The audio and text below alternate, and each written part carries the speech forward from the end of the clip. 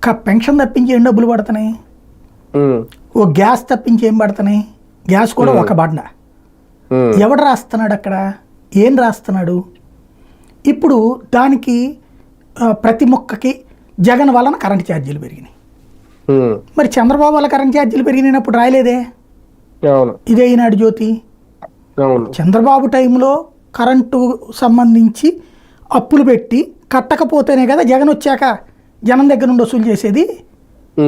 ఇప్పుడు జగన్ నుండి ఇవాళ చూడండి ఒక వార్త ఏదో వేశారు, నేను నవ్వుకున్నా. నేను ఏంటది, దాని పేరు బాగుంది, అంటే హెడ్డింగ్ చూస్తే ఒక రకంగా ఉంటుంది, అసలు నిజాలని చంపేసేటటువంటి జర్నలిజం.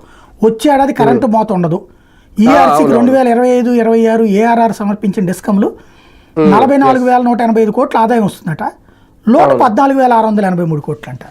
కానీ భారం వేయట్లేదట. ఈ 14,683 కోట్లు రేపు అప్పు తీసుకుంటారు, తర్వాత వచ్చిన తర్వాత నెక్స్ట్ వచ్చే ప్రభుత్వం మీద వేసేస్తారు. జగన్ అదే చేశాడు, చంద్రబాబు అదే చేశాడు. లోటు వచ్చిందంటే అర్థం ఏంటి, అది ఇవాళ కట్టించుకోవట్లేదని. ఎందుకు కట్టించుకుంటారు? ఇప్పుడు రెండు కలిపి చస్తంటే జనాలు ఇప్పుడు ఈ 2 ఏళ్ల దానిది వీళ్ళు 2 రకాల పద్ధతితోనే అల్లాడిపోతున్నారు. కరెంట్ బిల్లు చూస్తే నిన్న చూస్తే ఒక బిల్లు సోలార్ పవర్ ఉత్పత్తి చేసే ఒక ఇంటిది, వాళ్ళ దగ్గర నుంచి 450 యూనిట్లు కరెంట్ వెళ్ళింది, వాళ్ళకి 600 యూనిట్లు ఏమో గాలింది, అంటే 170 యూనిట్లు ఎక్స్ట్రా గాలింది. 170 యూనిట్లు ఇంటూ 6.5 రూపాయలు, ఇంతవరకు 900 అవుతుంది.